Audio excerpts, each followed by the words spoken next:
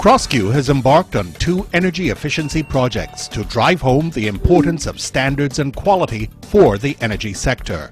These initiatives include the CARICOM Regional Energy Efficiency Building Code and the Regional Harmonized Energy Efficiency Labeling Program, better known as CEE. CROSQ, the network of national standard bodies in CARICOM, facilitates the regional sustainable energy agenda as it relates to testing, measurement and inspection procedures to aid in strengthening the energy sector.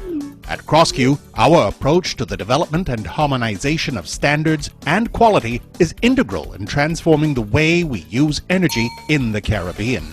Our citizens can aspire to a higher standard of living by reducing their energy consumption through use of energy-efficient appliances and constructing safer, cleaner, and more productive workspaces.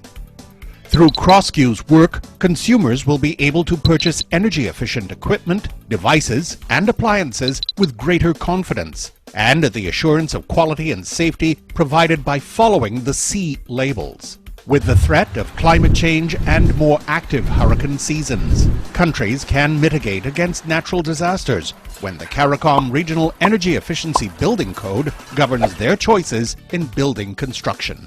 To learn more about quality infrastructure in energy, visit energy.crosq.org.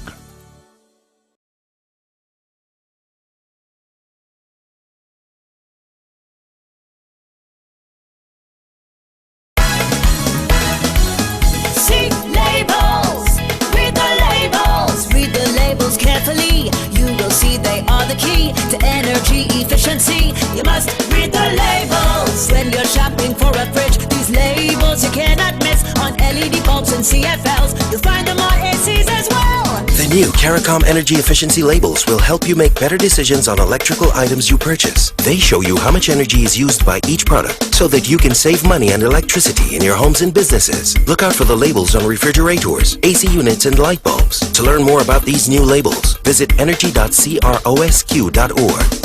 See labels, read the labels, read the labels carefully. You will see they are the key to energy efficiency. You must read the labels.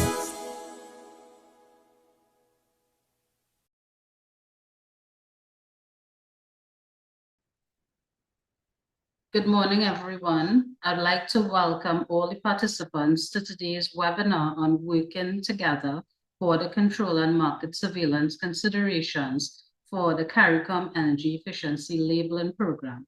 This webinar has been made possible through the support of the German government and PTB and facilitated by the CARICOM Regional Organization for Standards and Quality. Thank you, and I look forward to an engaging session today. Today's session will be recorded, so you've seen the message on the recording. And just to introduce Marsha Denman. She is a dynamic and results-driven professional currently serving as the project coordinator for resource mobilization and program development at the CARICOM Regional Organization for Standards and Quality, CROSQ. In this pivotal role, Marsha leads and supports diverse projects aimed at enhancing the quality infrastructure and bolstering the competitiveness of the Caribbean region. Notably, she serves as the CROSQ's coordinator for the Quality for Sustainable Energy in the Caribbean QSEC Project. She has over 18 years of experience in strategic and corporate planning at the Bureau of Standards Jamaica, and she also holds a master's degree in public sector management from the Pontificia Universidad Católica Madre y Maestra in the Dominican Republic, as well as a bachelor's degree in international relations from the University of the West Indies. So it's my pleasure to turn the floor over to Marsha Denny to deliver the opening remarks. Thank you, Nadita. PTB Project Coordinator, Ms. Leah Spindleman, Directors of Bureaus of Standards within the CROSQ Network, Director of Marine Wharves Operations with the Jamaica Customs Agency, Mr. Janice Baker, Energy Consultant, Dr. Erwin Edwards, Head of the Standards Compliance Department of the National Compliance and Regulatory Authority of Jamaica, Dr. Wendell Richards, Standards Officer with the Belize Bureau of Standards, Mr. Lloyd Oriano, Standards Officers with the Trinidad and Tobago Bureau of Standards, Mr. Kenworth Jones and Ms. Kimberly Badlew, Technical Officer Quality Promotions with the CROSQ Secretariat, Ms. Latoya Burnham, Moderator, Ms. Nadita Ramachala, Head of Standardization with the Trinidad and Tobago Bureau of Standards, Standards and Testing Laboratory Officials, Officers of Regulatory, Customs, and other border surveillance agencies, members of the private sector and those in the energy arena, members of the media, ladies and gentlemen, good morning. I bring greetings today on behalf of our CEO, Mr. Derek Omar, who unfortunately could not attend today's event due to prior commitments with CARICOM's Council for Trade and Economic Development, which is meeting at this time in Guyana. He, however, sends his best wishes for a fruitful discussion. CROSQ's mission to further implement quality parameters and systems into CARICOM's energy sector began within the last decade, with a mandate from the Caribbean community to do just that. To fulfill this mandate, CROSQ began the process of developing minimum energy performance standards, or MEPS, and labeling standards for some of our most used appliances, namely refrigerators, air conditioners, and lighting products. Having done this, the best way to ensure these standards were then put to practical use was the development of a labeling program that would also enable the development of the region's capabilities in testing, while at the same time trying to lower energy costs through the application of energy efficient measures. With partners such as the German government and the German National Metrology Institute, PTB, as well as the Energy for Sustainable Development Project, the Technical Assistance Program for Sustainable Energy in the Caribbean, TAPSEC, and others, we have been steadily developing this capacity in the region. We have held trainings with technical officers, especially within our regional testing laboratories in Jamaica and Trinidad and Tobago. We have assisted with equipment, held site visits to institutions with the experience, we have held site visits to institutions with the experience and have been learning from their best practices. And we have been developing materials to educate the public. With the assistance of our piloting member states, namely Belize, Jamaica, St. Lucia, and Trinidad and Tobago, and recently joined by Barbados, we've been working quietly in the background to develop the procedures and guidelines for the smooth operation of this program. It has meant, of course, working with our border control and market surveillance entities, because while some programs are being implemented on a voluntary basis, 2 of our member states are also implementing mandatory programs. And I will expound on that later on in this webinar. So unlike our past webinars that have examined consumer issues, standards development, the minimum energy performance standards, today's discussion will bring to the fore some of the other considerations for this program. In this final webinar in our Quality for Sustainable Energy in the Caribbean project, QSEC project, with the German National Metrology Institute and the German government, we will look at what we're doing so far as it relates to the entry and exit of appliances for testing. We will examine the procedures for implementing the program that have been or will need to be put in place for countries looking to implement, and especially we will examine the regulatory aspects and all that entails. We will have speakers on our panel today. We will have several speakers on our panel today, and we urge you to not only listen and digest the information shared, but also to raise your own questions. Discussions such as these have enabled us to implement measures and address considerations raised in the past, and we expect today to be no different. We have a packed agenda. We thank you, however, for your interest in this topic. We want you to note that today's proceedings will be recorded for future upload to our YouTube page so others can also benefit from the information shared. Again, thank you all, and we look forward to fruitful deliberations. Thank you. Thank you, Masha, for giving us a very good overview of the project and the milestones that CROSQ, together with the partners from GIC and PTB, has achieved over the years with respect to developing the quality infrastructure for the EE labeling in the Caribbean, and highlighting how important it is to look at also the regulatory requirements. So it is my pleasure now to turn the session over to Ms. Leah Spindelman from PTB.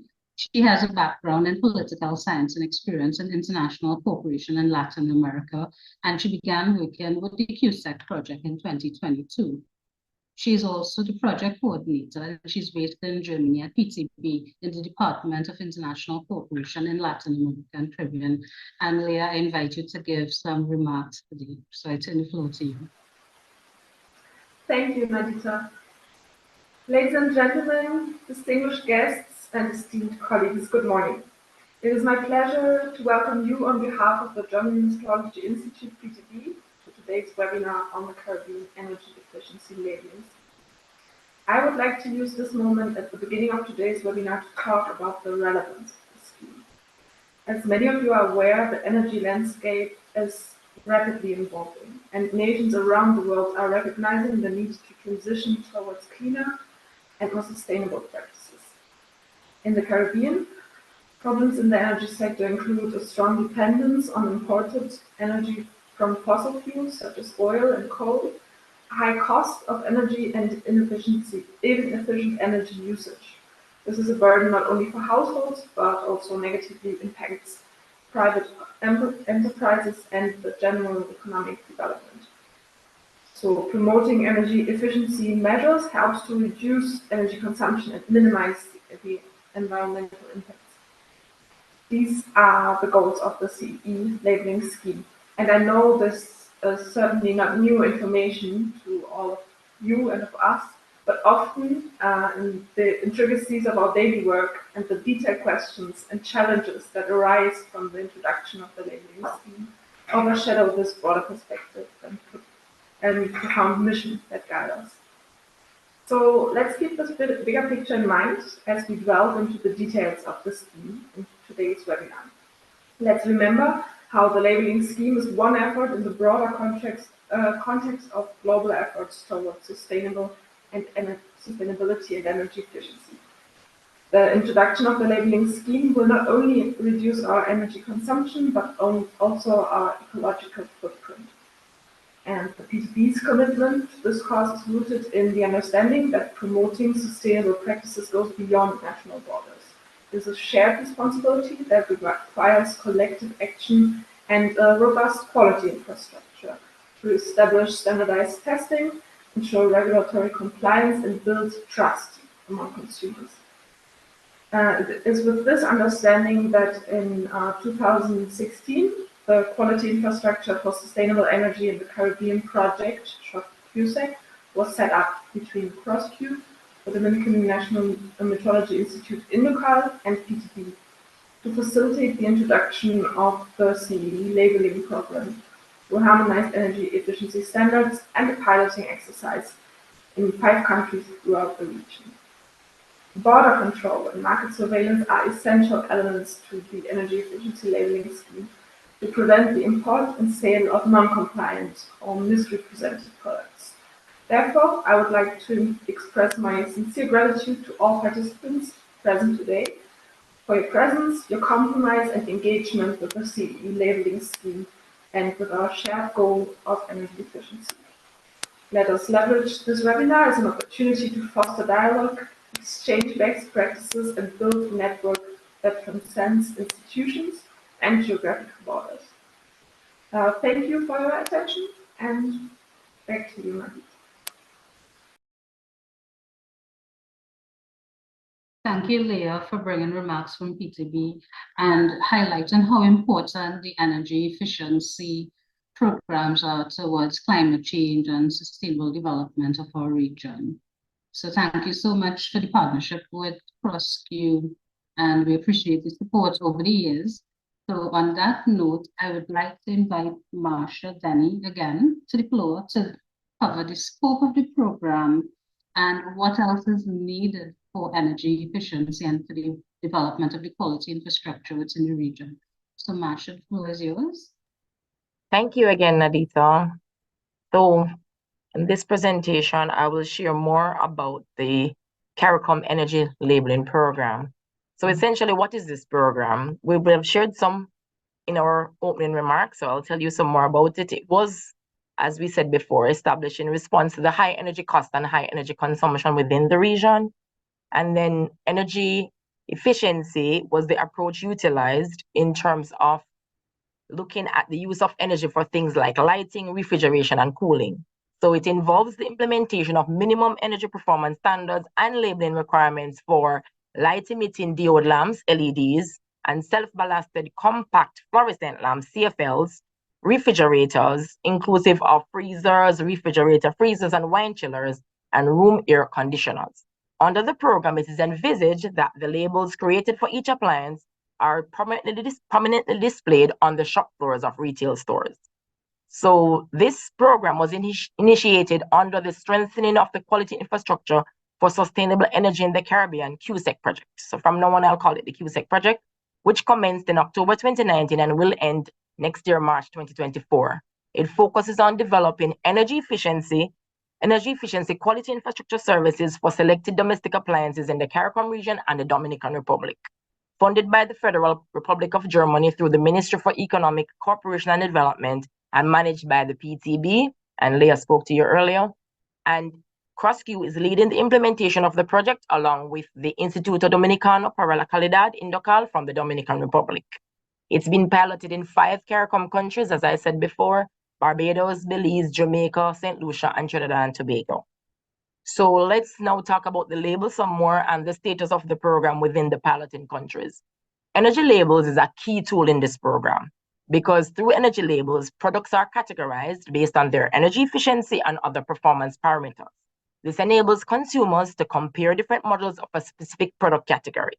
The key feature of energy labels is that they're based on measurement and testing methodology that are reflected in standards and in some cases legislation. The consumer therefore can trust an energy label, knowing that the methodology for assigning an energy efficiency class to a specific model is not influenced by the manufacturer's individual method, but through a scientific method. The overall advantage for consumers, therefore, is that the label helps them to choose more energy efficient models. The benefits for the consumer and the wider society include informed consumer choices, leading to reduced energy consumption, lower energy bills, decreased greenhouse gas emissions locally and globally, and enhanced energy security. In order to further increase consumer trust in the energy label program, it is also essential that the market surveillance authorities organize regular compliance verification actions, ensuring that the information on the labels is accurate. And for those countries where the program is already mandatory, the authorities need to ensure that the correct label is affixed to the appliances on display in stores. The piloting countries that I mentioned before are at 2 stages as it relates to energy label implementation. For Jamaica, the energy efficiency labeling of the aforementioned appliances is compulsory, while for Trinidad and Tobago, energy efficiency labeling is only compulsory for light bulbs. In Barbados, Belize, and St. Lucia, there will be a voluntary form of the energy label display. Trinidad and Tobago is now looking at a compulsory program for the other appliances for implementation in the near future. A compulsory system means that the appliances should have an energy label when sold to consumers. A voluntary system means it's up to individual negotiation between importers, retailers, and the authorities. And the importers and retailers would request the energy label from the relevant authorities and make them available at the points of sale. And finally, we'll talk about our regional testing centers for these appliances and the border control and market surveillance considerations. The Energy Efficiency Testing Laboratory at the Bureau of Standards Jamaica in Jamaica is responsible for the energy efficiency testing of the room air conditioners and refrigerators, inclusive of the freezers, refrigerator freezers, and wine chillers. The Energy Efficiency Lighting Laboratory at the Trinidad and Tobago Bureau of Standards in Trinidad and Tobago provides the labeling, inspection, and testing of CFLs and LEDs. Given that the regional testing centers for the appliances are located in Trinidad and Tobago and Jamaica, a systematic transfer of appliances from other CARICOM countries to these designated testing locations is imperative for the execution of energy efficiency tests. Notably, the testing procedure for light bulbs involves a destructive assessment. Conversely, for refrigerators and air conditioning units, these appliances are to be returned by the testing center to the sender unless an alternative and acceptable means of disposal is explicitly specified by the sender. The seamless and timely transfer of these appliances to the countries housing the testing facilities are critical elements in the process. Consequently, the customs agency in each member state plays an indispensable role in this process. It is anticipated that within each member state, there will be a comprehensive understanding of the requisite customs clearance procedures and documentation among all relevant stakeholders. Each custom agency is expected to collaborate closely with the national standards body and/or the testing laboratory or the relevant authority within that country to facilitate the smooth entry of appliances into the country for testing and, as necessary, the exit of appliances. This coordinated effort will ensure an efficient and unhindered flow of appliances, thus ensuring that there are no unnecessary impediments in the transfer process, thus contributing to the success of this regional program when implemented in each member state. Each of today's speakers will illuminate the various aspects of this process so it is better understood. Thank you for your time. Thank you, Marcia, for giving us a summary of what is required for the market surveillance activities and the importance of border control, and in particular, highlighting the importance of the role of the customs agency in each member state. So I will now go to the next presenter, and we have Dr. Owen Edwards, and he will be speaking on the energy efficiency levels and why implementation of the associated standards is critical for the region. But before I turn it over to Dr. Edwards, please allow me a few minutes to give an overview of his bio. Dr. Edwards has worked in the energy sector for the last 20 years and ICT over 35 years. He possesses a Bachelor of Science degree in Natural Sciences with a double major in Computer Science and Physics from the University of West Indies. He went on to complete a Master's in Philosophy from the Department of Physics in the special area of alternative energy and a PhD in the Department of Economics and Energy Efficiency. He has also trained in negotiation at the Ivy School of Business, University of Southern Ontario, as well as ISO standards on carbon reduction in the UK. Dr. Edwards has completed several energy consultancies for major companies and institutions in Barbados and around the region in the area of ICT, energy, and the environment, including the IDB, UNDP, UNIDO, World Bank, CARICOM, OECS, 5Cs, CARILEC, ITC, ITU, OLADE, 5Cs, and the UN Economic Commissions of Latin America and Caribbean governments. So finally, Dr. Edwards has been the chair of the National Electrotechnical Committee, NEC, under the BNSI, and he served as the regional project team lead for labeling standards for CROSQ. So he chaired the regional committee, and he has been a founding member of the Barbados Energy Professionals Association and the Barbados ICT Association. So it's my pleasure to turn the session over to Dr. Edwards. Thank you, Nadita, and good morning. I didn't expect you to read all of that. Nevertheless, I really do appreciate what has been shared by other presenters so far. Marcia, you covered the entire thing. I'm not sure what the others are going to say, but there are only two areas that I would want to kind of highlight a little bit. There would have been a mention of MEPS, which are Minimum Energy Performance Standards. And just to provide a little bit of background as to what that really means. At the very beginning of the project, there was a company called CLAS, which would have done some research across the region, looking at, for example, all the types of refrigerators and all the types of air conditioners that exist, yeah? And then looked at the whole bunch of them and decided, well, we want to eliminate the half of the most inefficient ones. So you kind of drew a line forming a standard so that above the standard, you knew that you had equipment of a particular level of efficiency. And all the ones below you want to eliminate over time. It doesn't mean that we go into people's homes and we say, if your refrigerator falls below this or if your AC falls below that, you need to throw it out. But the thing is, since these pieces of equipment are replaced over time, whenever they are replaced with a standard that's above the line. So that hopefully in the next 5-10 years, if we do the research again, we will see that not many of our air conditioners or refrigerators fall below the line. So the MEPS forms then that minimum standard. So the key thing then is to make sure that any equipment coming into the region is above that. So this is why we do testing, which is the other part of it. where we have that equipment sent to a lab to be tested to determine whether or not it meets the standard. If, for example, we were to import a refrigerator that, when tested, fell below the line, then in effect it's rejected, which will mean either we dispose of it locally or we send it back to the manufacturer. Now, clearly, you can begin to see some inefficiencies there. Even though we may be doing that right now, as part of the discussions coming up to this that we would have had, is that it would really be better if we had it tested before it came into the region. So if we had a major importer like, for example, Quartz or whoever, if they wanted to bring in a Model X, the smart thing to do would be to have the manufacturer ship a Model X to, say, Jamaica, if it's an air conditioning unit. Yeah, let Jamaica do the testing on it, and if there's an all clear, then you can go ahead and order 10,000 and have them spread across the region. That way there's minimum loss.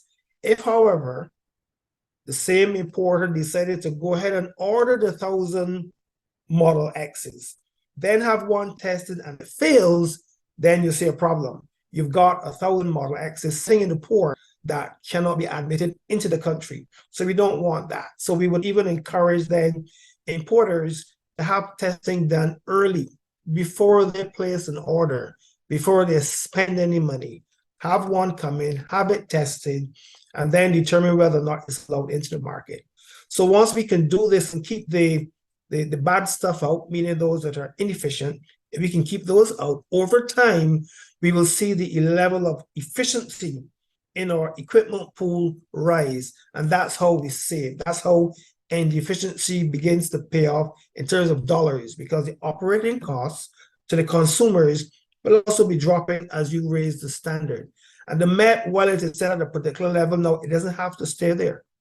If we want to continue to improve our energy efficiency, we can raise that line a little bit so that the refrigerator that barely made it in last time, in a couple of years down the road, we may say that's not good enough. We only want to have A, B's, and C's, and not the D's and the E's. So a MET is something that's dynamic.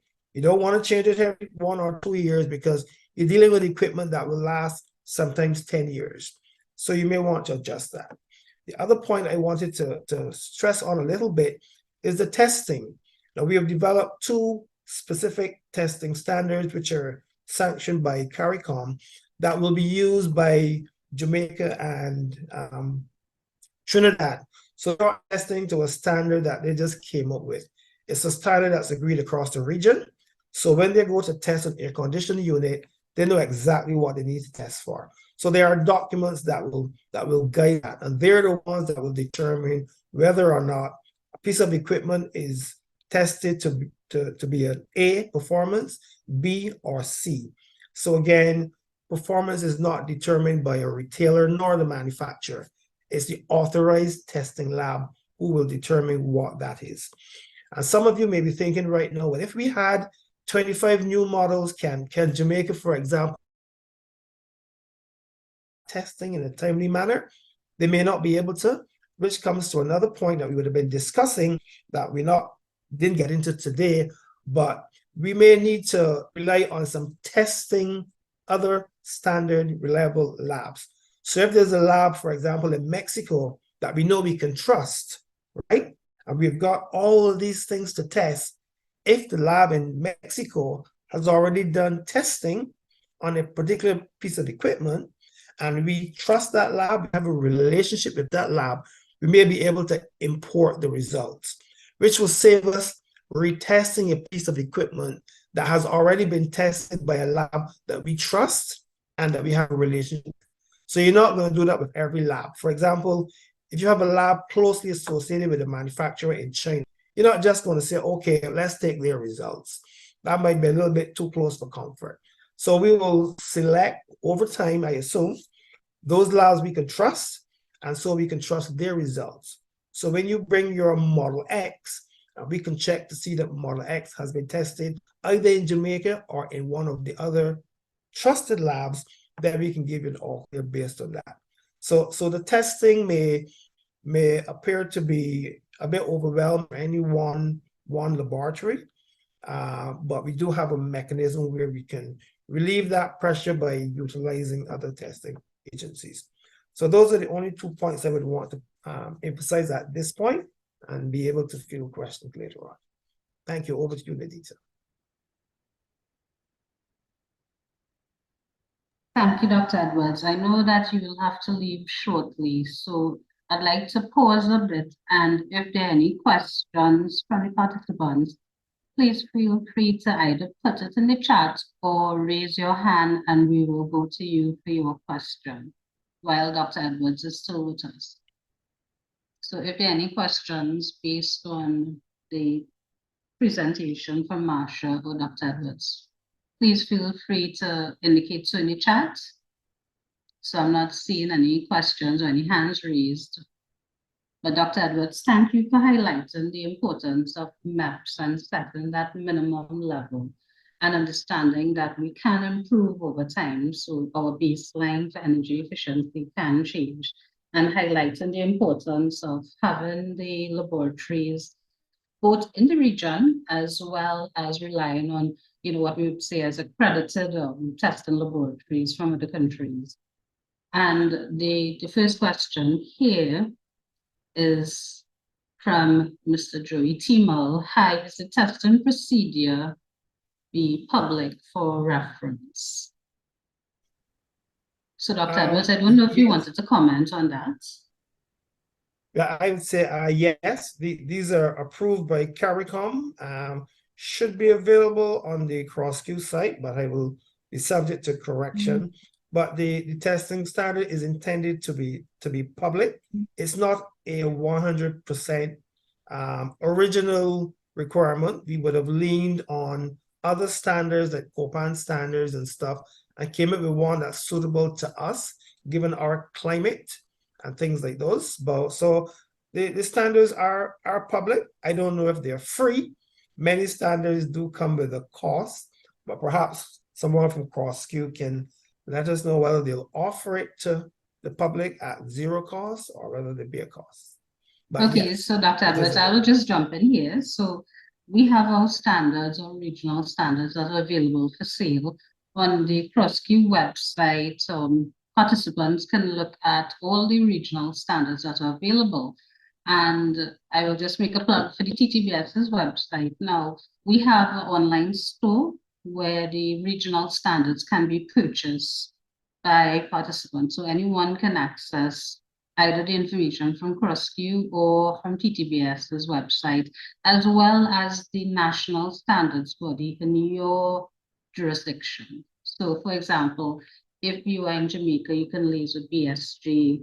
In Trinidad, you can liaise with TTBS, St. Lucia, Bureau of Standards, etc. And we have a question from Mr. Taku, who is also a consultant that is working with Trinidad and Tobago, specifically through the Ministry of Plan and Development. So I'll just go to his question. Are you planning to focus on other environmental aspects of energy-related products, ERPs, in addition to energy consumption, such as materials, efficiency, repairability, reusability, recyclability, etc.? So, Dr. Edwards, I don't know if you want to take the first stab, and then I could turn it over to Marsha and probably add some comments from the TTBS perspective as well. Yeah, this particular project did not specifically focus on that, but with the implementation of any program to support what we're doing here would have to be, the other responsible actions. For example, there was a program introduced looking at changing out air conditioners, where the government said, well, if you bring your old inefficient air conditioning unit, we will fund you, either pay the interest on a loan to get a new one, or we will fund you to 50% of the price. So you bring your old air conditioning unit, you get a new one for half the price, but then the old one has to be disposed in a particular way. You don't just roll it down the hill. So the program in itself that supports the exchange has an element where there's a specific disposable mechanism for that, so that there's no damage done to the environment. Of course, that can be enhanced even further by then having whoever is going to take care of disposal be engaged in some kind of recycling program where they don't just dispose of it responsibly. They look at what can we reuse before we dispose. So each country needs to be responsible as they seek to promote a particular element of energy efficiency. It has to come along with that environmental component. Thank you, Dr. Edwards. And I will just invite Marsha to comment on the question from Mr. Taku. As Dr. Edwards indicated, the project did not, its scope was not as wide to look at other areas other than energy consumption. And at this point, CROSQ has no plans to expand to look at the other areas you suggested. However, we have taken note of the fact that there is a need for other work to be done within this area, and it's something that we will look into. And once we're able to secure donor funding in that regard, it is something that we're willing to consider in collaboration with other entities, of course, because there are others in this space like CEE who are looking into energy efficiency too and renewable energy. Thank you. Thank you, Marsha. And I'll just like to comment as well. In Trinidad and Tobago, we're also looking at the circular economy, which touches on a lot of issues mentioned in the question. So as we evolve our circular economy landscape within the region, we expect more regulatory requirements to come on board in the future. So right now, we're just looking at the broadest possible perspective on the circular economy, and also looking at sustainable, development in a holistic way. So we do expect in time that we will see more standards and regulations come into the fore. And there's a question, and I will probably pose this to Dr. Richards as he's on the call, and it has to deal with, for AC testing, do you use double climatic chambers or calorimetric chambers? So Dr. Richards, if you're with us, if you'd like to answer that question. I'm not 100% sure, but I think it's calorimetric. Okay. Yeah. So we have another question in the chat, and the question is from Mr. David Guerra. Rather than trusting labs, wouldn't the utilization of accredited labs ensure the validity of results? So Dr. Edwards, if you'd like to comment first, and perhaps Dr. Richards as well. Did that begin with instead of trusting? Yes. So I guess basically the question is, wouldn't it make sense to use accredited labs? And perhaps, Mr. Guerra, if you wanted to add any additional context, so please feel free to unmute and raise your question directly. Good morning, everybody. Thanks, Ms. Ramachala. Yeah, Dr. Enchan mentioned about using trusting laboratories and establishing a partnership with them, no? But if the labs are accredited to perform those tests, then I would expect that their results could be trusted, no? So wouldn't that be an easier route to take rather than establishing trust, so to speak, with labs? Well, I'm being careful with the response here. There are many labs that may be accredited. It doesn't mean that we should pursue, that we should accept what they all say. So in that respect, we do some testing ourselves anyway, because the reality is that not every accredited lab may be doing the testing in the way that we want, meaning considering our climatic specifications.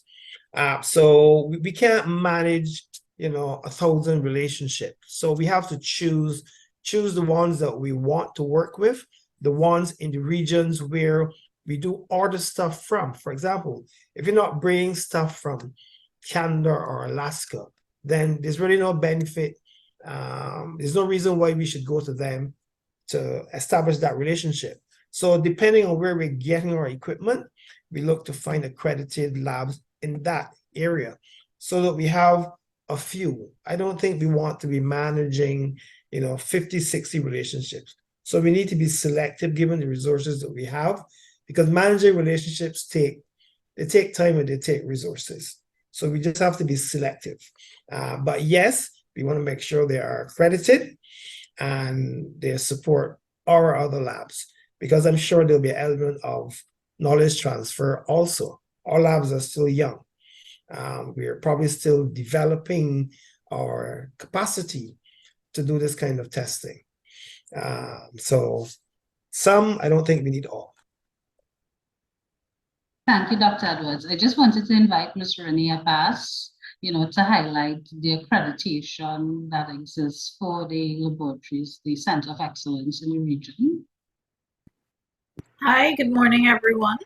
As Nadisha said, my name is Renee Abbas, and I'm the manager of the Trinidad and Tobago Laboratory Services Division. In response to the question about using accredited labs, yes, accreditation is synonymous with trust in terms of you can have confidence in the results that are coming out of the labs. But what we have found with doing testing of these products under our local, not only climatic conditions, but our local energy supply, meaning the frequency and the voltage at which the products are going to be used, we have found some differences in the values obtained in terms of energy efficiency. So that is why the project that Marsha was referring to thought that the investment in local labs, just 2 for the region, the one in Jamaica for refrigerators and ACs, and the one in Trinidad for LEDs and CFLs, it was necessary for us to have these products that are coming from various locations, Mexico and Canada, US, China, have them tested under the conditions in which they will be used in the country in terms of voltage and frequency. And those results can be used for for the consumers to actually determine cost savings when purchasing these products. So thank you. Thank you, Renee. And there's one last question that I saw related to testing, and it came from Stimal. Stimal, do you just want to raise your question directly?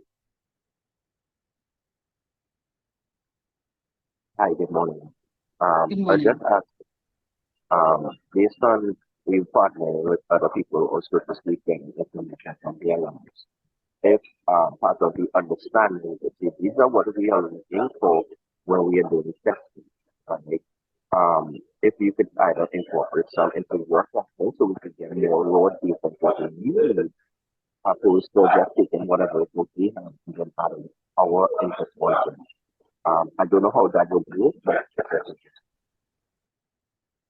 okay, Mr. Stimal, I think we had some difficulties, hearing your exact question, but I will read out the question that you had in the chat. So the question is, can we send our outline to them for guidance to test us with what we both want of the testing? So, Dr. Edwards, I don't know if you want to handle this question. Yeah, first tab, yes, we can send our testing standard. Bear in mind that we are small countries. We do not have equal leverage, equal priority when it comes to a number of global services. I mean, I'm sure you all experience challenges in the supply chain, some related to simply our size. So it's fine. We can send off a standard, send off a request in relation to a model. But when you get a result back, it's something we can't control. It's like prices on the global market.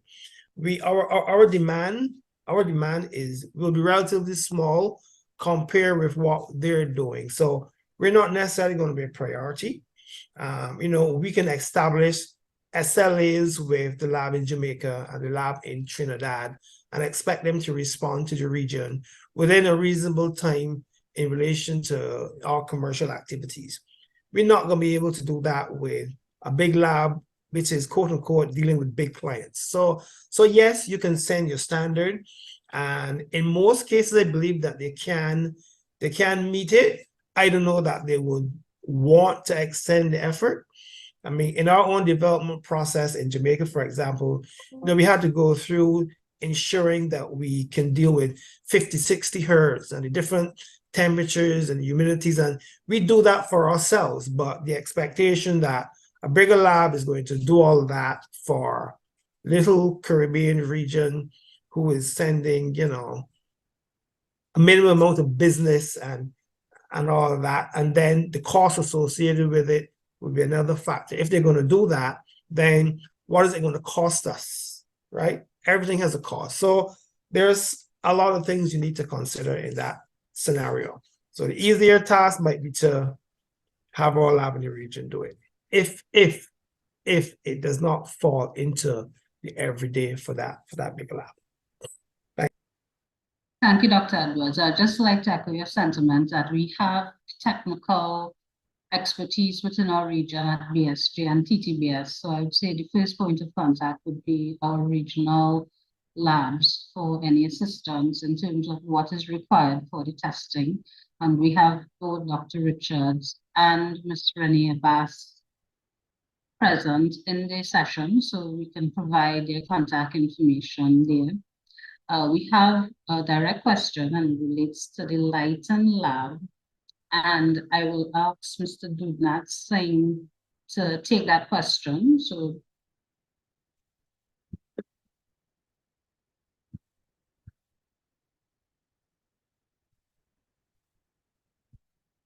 okay, so while we get to Dudnat's response there. Hi, good morning. Good day. Hi, Nadita. Sorry about that. So regarding the question relating to the integrating sphere only, or does it accommodate a gynophotometry room as well? So at TTBS, we only have a 2-meter integrating sphere system for the testing of CFLs and LEDs. Regarding the gynophotometry system, no, we don't have one. Basically, it's a very large system and it requires a lot of space. So we only test using the integrating sphere system for the CFS and LEDs for the electrical and photometric parameters at present. Okay, thank you, Dudnat. And I will bring this part of the Q&A to a close to allow Dr. Edwards to leave the session because he has a flight that he's eager to catch. I'd like to thank Dr. Edwards and Marshall for their presentation, and for the participants, thank you for the very interesting questions. So we have taken note of them. And Dr. Edwards, once again, thank you for your expertise in the area. We do appreciate your time. And I will now turn the session over to Dr. Wendell Richards from the NCRA in Jamaica. So I'll just give a brief introduction to Dr. Richards. He's a native of Trinidad and Tobago, but he has been employed at the Bureau of Standards Jamaica for almost 17 years. He is currently the head of the Standards Compliance Department, which comprises the Appliance Unit, Construction Unit, Non-Metallic Unit, Prepackaged Good Units. And at his current position, he's responsible for managing the Standards Compliance Monitoring Program, where compulsory standards and technical regulations for products are regulated at both the ports of entry and within the marketplace. With regard to his qualifications, he has a Doctor of Business Administration as well as an MBA with a BSc in Chemistry, and he has extensive training in food science and biotechnology. So Dr. Richards, it's my pleasure to turn the session over to you to highlight the regulatory experience and the engagement with customs and market surveillance issues.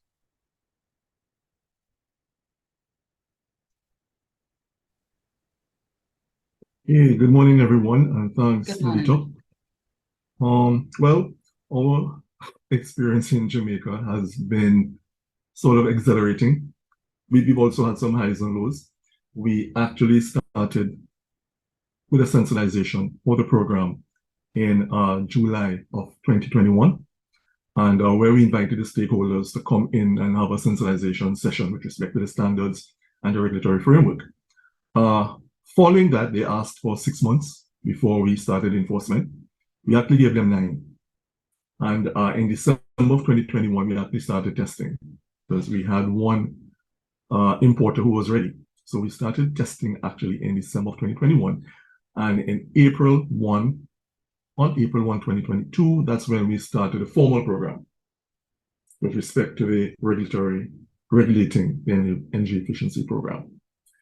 What we've done so far, we've given the manufacturers, we've given the importers 2 options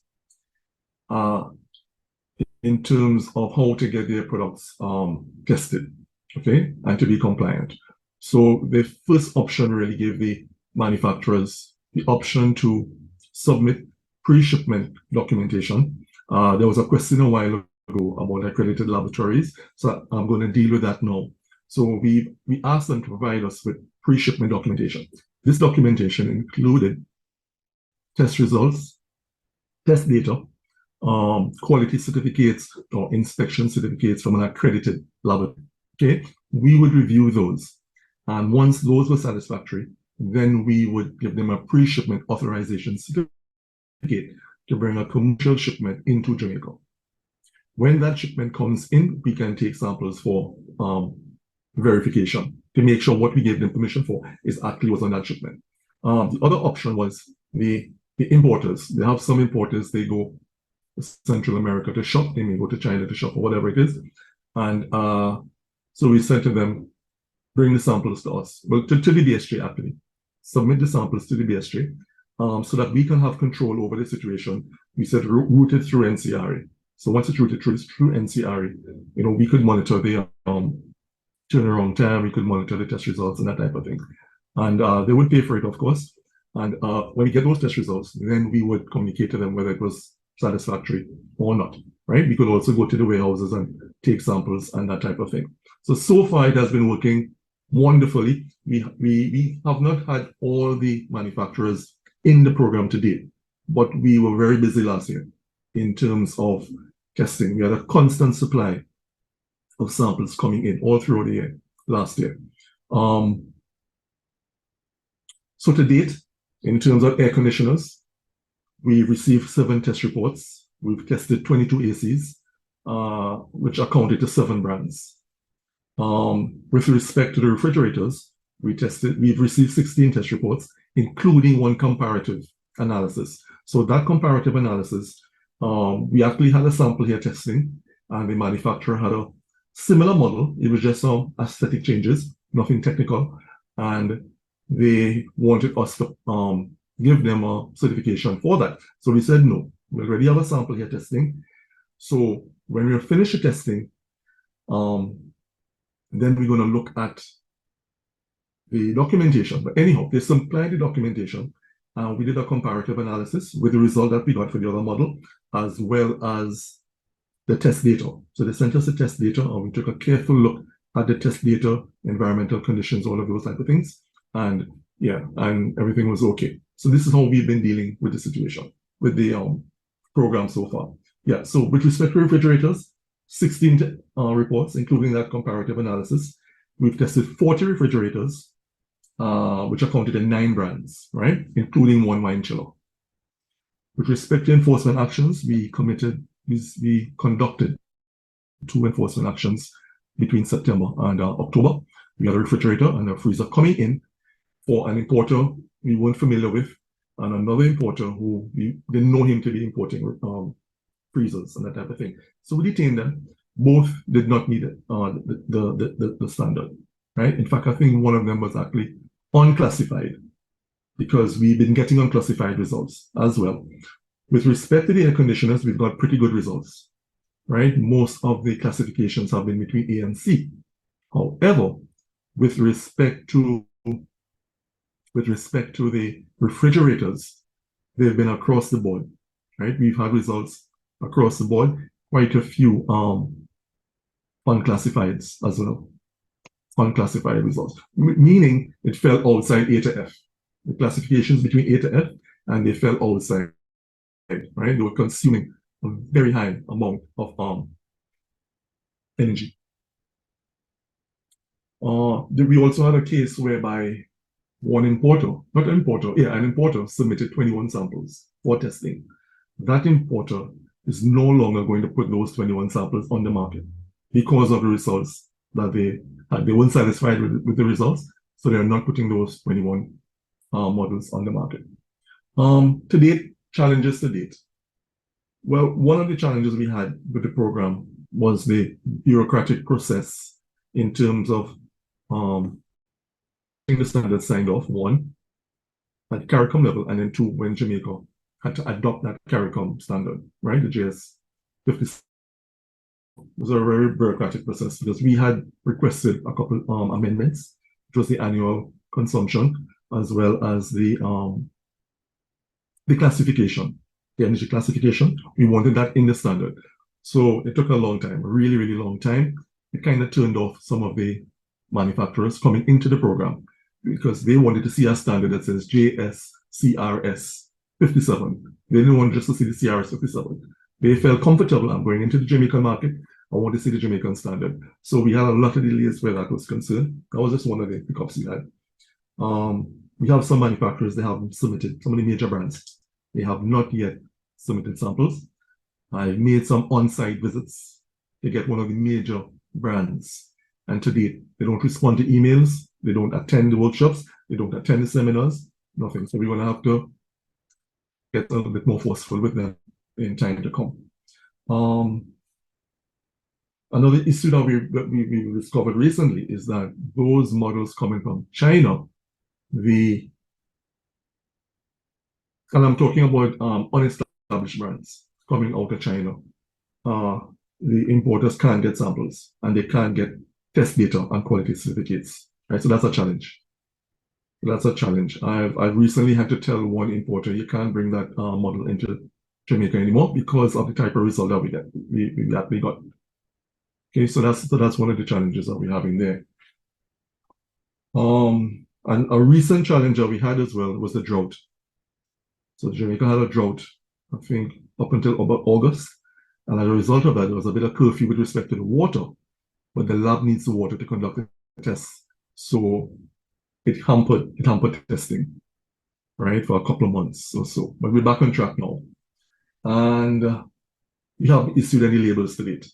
Okay, I've written to distributors, I've written to manufacturers. Up to Friday, I wrote to a manufacturer.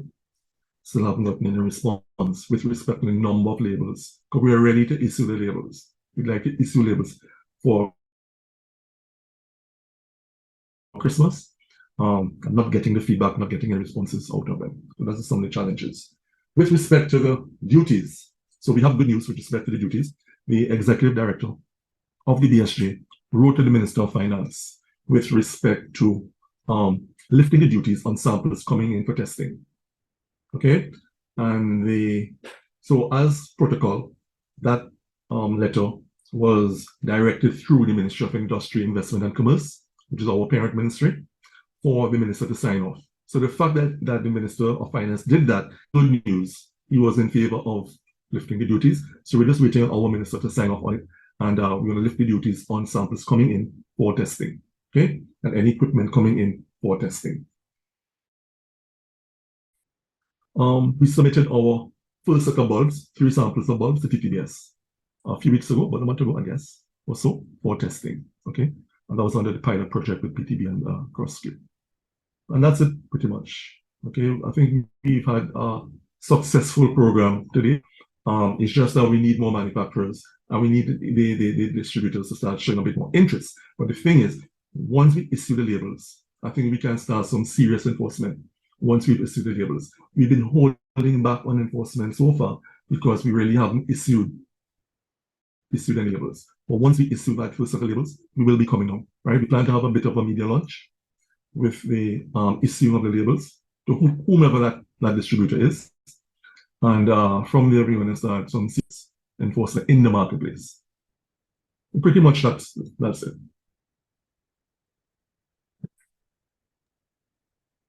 Thank you. With respect to Go ahead, Dr. Richards. So I was saying pretty much that's it for the program in Jamaica to date. Okay, thank you for giving us an overview of the type of activity that is taking place in Jamaica right now. And, the challenges are well noted in terms of, getting the samples and getting the major brands on board with the program. I would now like to turn to the next presenter, and this is Ms. Janice Baker from the Jamaica Customs Agency. And she's the Director of Marine Wharves Operations at the Jamaica Customs Agency. She has a responsibility for the overall management of the customs operation within the Kingston Port and the public bonded warehouse facilities. She has over 20 years experience in customs and border management and credits to success to being able to lead by example and create an environment for her team members to thrive and achieve their fullest potential. So I'd invite Ms. Baker to take the floor to highlight some of the considerations that have arisen in the implementation of the energy efficiency labeling program. Ms. Baker, the floor is yours. Good morning. Good morning, everybody. Thank you for that introduction. So for the Jamaica Customs Agency, we have as our mandate generally the protection of the Jamaican borders, the facilitation of trade and the collection of revenue. Now, in executing these mandates, the agency really acts as the first line of defense, or what we are the first point of contact for many other of the border regulatory agencies. And this includes the Bureau of Standards, along with the NCRA, who have the overarching responsibility for the energy efficiency labeling program in Jamaica. Now, the Jamaica Customs Agency has in place an existing framework that to a large extent is applicable to the implementation of this program. Now, our customs data system, which is ASICUDA, is utilized largely by our border regulatory agencies. And this gives them access to data and information submitted to customs for goods being imported. So Dr. Richards alluded to earlier, importers and so on submitting information to the Bureau of Standards for review and so on. Information can be accessed directly by the Bureau of Standards agents in relation to these imports. And therefore, the Bureau of Standard agent can indicate to customs if they have any interest in the items prior to customs issuing the release. The Bureau of Standards agent is also able to issue detentions and so on when the goods are being examined on the ports. In addition to having access to our system, the Bureau of Standards agents are readily available to conduct examinations with customs. So there is what we call a one-stop shop facility on the port where the different representatives of the border regulatory agencies are located. Now, the representatives, they are on the port, as I said before, to conduct examinations of any cargo that they have interest in. And so they, in addition to the physical monitoring by customs, they are on the ground doing their own monitoring of imports, taking the necessary actions to ensure compliance by our importers. So it is ongoing, and it is no different for any of these items, appliances, refrigerators, and so on, that they will have interest in. The information is readily available in ASICUDA. They go in, indicate any action that they need to take, and customs will not move forward until those actions are satisfied, right? In relation to the importation of certain items and the duty exemptions that are to be done. Dr. Richards referred to the exemptions on the items that are going to be tested, and he would have indicated that his minister would have written to the Minister of Finance, under whom customs falls, and an approval will be given for those items. So it would be now working through whatever rules and regulations are to be applied in relation to the exemption of duties and taxes in relation to those items that will be coming in for testing. And Dr. Richards really is to be for us also to determine how the goods are going to be consigned. Will they be consigned directly to the labs? And then the agent on the ground who will be handling the clearance process to ensure that the items are delivered directly to the labs for testing. So once that approval comes in, then we will take that next step now as to how the process flow will work for the items that will be coming in for testing. I think our role will continue to be one that is collaborative. We continue to work together and to communicate, because that is very important. Communication has been a very big part of us executing our different roles. And so the Jamaica Customs Agency continues to communicate, to also make use of the different training opportunities and workshops presented to us, so that the information can be disseminated to our officers on the ground, and for everybody to be in the know as to what is expected in relation to our role in the implementation of this program and its success. I think largely that is it from me. Thank you for listening.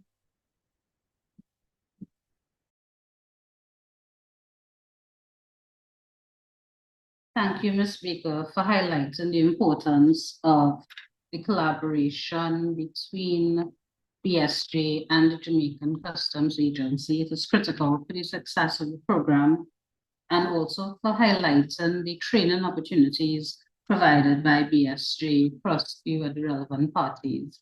So just a note in terms of the rest of the program, moving on, I encourage everyone to put their questions in the chat. We will do all the questions at the end of the presentations. And I would now like to introduce Mr. Lloyd Oriano from the Belize Bureau of Standards. And he has over 15 years of experience in standards development. He's also a member of CROSQ's Technical Management Committee. And at the BBS, he has worked on several key national standards covering LPG, fuel, energy efficiency, as well as tourism standards. So I invite Lloyd to take the floor.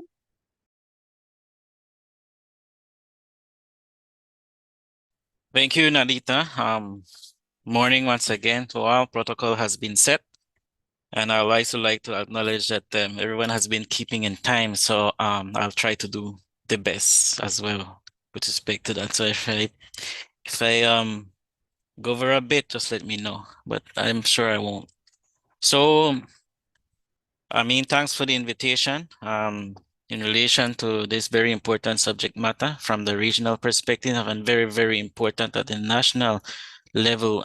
Just last week, we, in terms of the Energy Week, we celebrated in terms of the revised energy policy for Belize. And of course, this is one of the areas with respect to establishing requirements and conformity assessment systems in ensuring energy efficiency with certain appliances and so forth. So this initiative is very key for us at the national level in relation to the Ministry of Energy's objectives under the Belize's energy policy.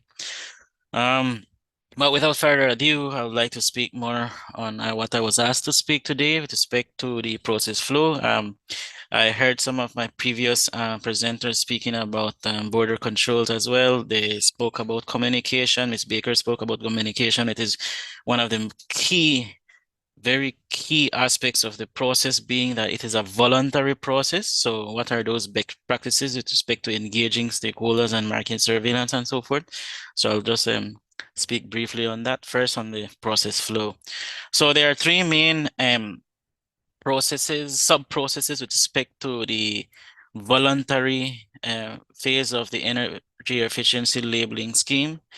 Of course, the intention is to eventually transition from a voluntary to a mandatory scheme. And of course, the mandatory scheme for us, we are looking at least by March of 2025 to transition to a mandatory scheme. But for now, we need to look at the voluntary process, and to be able to learn and the best practices from the implementing the process, and to improve by when the mandatory scheme comes in, or when we transition to that, then it's a more seamless transition approach that we're going to be using.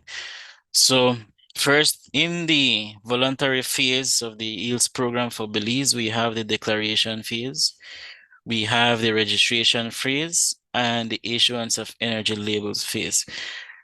You will notice that in each of these three phases, we have the importer as the key initiator in all of these three phases. So you would have understood that it's very, very important that we communicate, we engage with the importer, let them understand exactly what it is that we're doing.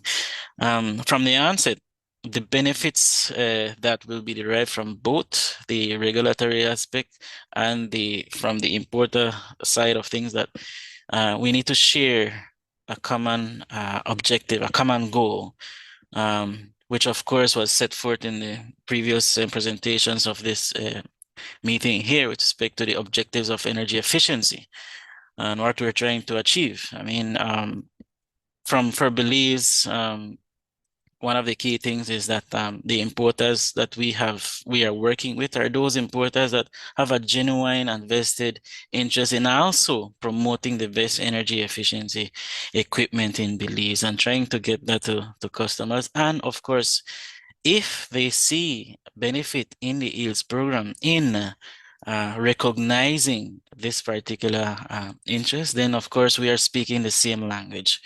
However, there are other things that we need to research and study, and to let them know how it is that it will affect, or how it is that will impact their declaration and release process, for example, at the customs level. So our objective is to also cause minimal delays, for example, in that declaration and release process at, for example, the border controls, right? So that's one of the things, that considerations that we also need to do. So in relation to the declaration process, primarily this is just a stage where the importer would provide the bureau with exchanging certain information in relation to their stock keeping units, all right? So remember, this is a voluntary process, voluntary phase. And so the importer can have 100 SKUs. However, they may decide to only submit SKUs for 50, as an example, all right? It's not the entire inventory of SKUs that they would be required to submit to us. It's a voluntary phase, and they might want to do so for the most energy efficient appliances, which is okay at this time because it's a voluntary process. At the next very important sub-process in this particular declaration phase is that we will also be conducting a status check of each of the SKUs. Once we do that, then a formal report was given to the importer to inform them on the status of each of their SKUs with respect to the compliance with the standards. One of the key things mentioned earlier, Dr. Edwards would have mentioned key things. I mean, one very key thing is that if the lab is accredited, then do we accept that solely as valid for the compliance to the standards? So what I would want to introduce to you as well is the issue or the process of equivalency. Not because a laboratory would be accredited would mean that it's equivalent to our standard. No, there are different inherent things that from the test reports, test methods, and so forth, and climatic conditions and so forth that may vary. And so we need to determine the equivalency of those conditions to the conditions as required under the CROSQ maps, right? So from this declaration phase, there may be some SKUs that we can readily see certain compliance aspects with respect to the information that is provided. So one of the key things here and one of the delays that was experienced with our stakeholders is, and I would imagine is the same with many of you, is the submission of the required conformity assessment documentation that is required as part of this process. So in the case of Belize, and I think that it was mentioned in other discussion, is that we will rely a lot on these third-party testing results and certificates to make determination in terms of the compliance with the energy efficiency standard. So that's one of the key things. We do not produce, we do not test in Belize. So we're going to be relying on that as much as possible. Hence, in our case, we have then made several how would I say, some engagements with, for example, in Mexico, ANSEM Mexico. We have done actually an MOU with them. It's not in every case that we're going to be testing any product, but it's to have a direct engagement with ANSE and the conformity assessment results that they provide. So there are certain things to consider. For example, the supplier, it's not in every case that we'll accept those, because then we must understand that the supplier does have their affiliated third-party laboratories and so forth, even if they are accredited, but they are still an affiliated conformity assessment body to the supplier or the manufacturer. But it all depends. There are certain dynamics and things that we need to consider when that is done. So in our case, it's best that if there is a third party, for example, in ANSE that does the testing and certification and so forth, that and looking at the majority of our equipment coming from Mexico, for example, then it makes very much sense to establish that MOU with ANSE Mexico. But this is the declaration phase, all right? So this is the phase that we will then know which are those SKUs that, from an initial standpoint, that the importer wishes to declare or to be part of the voluntary process. It's still not, we're still not at the stage yet where they wish to actually register, because based on the report, they might say, well, out of the 50, we only want to register 30, for example. And so then we go to the registration phase for that particular, then we do further evaluation of the product based on the documentation and our tests that is provided by the conformity assessment bodies. Then a determination is made, or based on the evaluation, a determination is made whether the products will be registered or not. If it's registered, then it's then inputted into the database with respect to complying products, right? So that is the main sub-processes occurring within the registration phase. So remember, at our stages here, sub-stages here, the importer is the one that initiates that, because it's a voluntary phase. So of course, within the bureau, then we have for example, the help desk, the compliance unit, the standards unit. We have to try to navigate carefully in how we facilitate the process, because each subphase we need to some processing times, for example.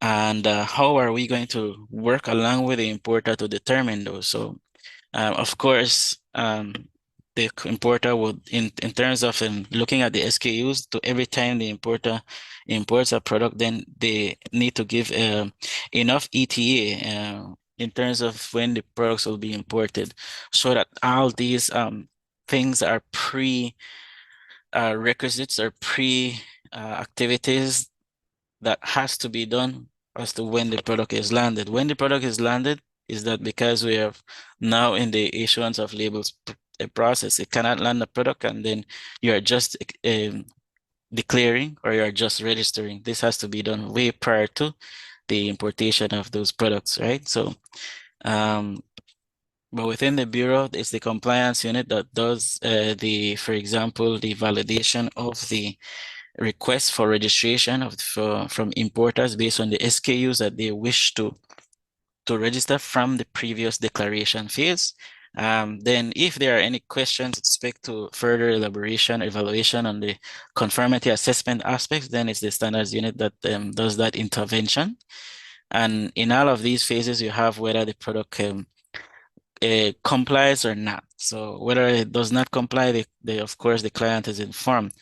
Now, it's key to the voluntary phase is that, and at this stage, is that the products will not, we will not stop the products from coming in. They will still come in. However, they will not be registered, nor they will not be recognized under the yields program, right? So that's the voluntary perspective. So when we transition to the mandatory, then once the product is not registered, then the product cannot be imported. So that's the difference between the voluntary and the mandatory phase that we are going into. So registration is key in the mandatory phase. For the voluntary phase, yes, it's based on whether the importer wishes for the products to be recognized under the yields program.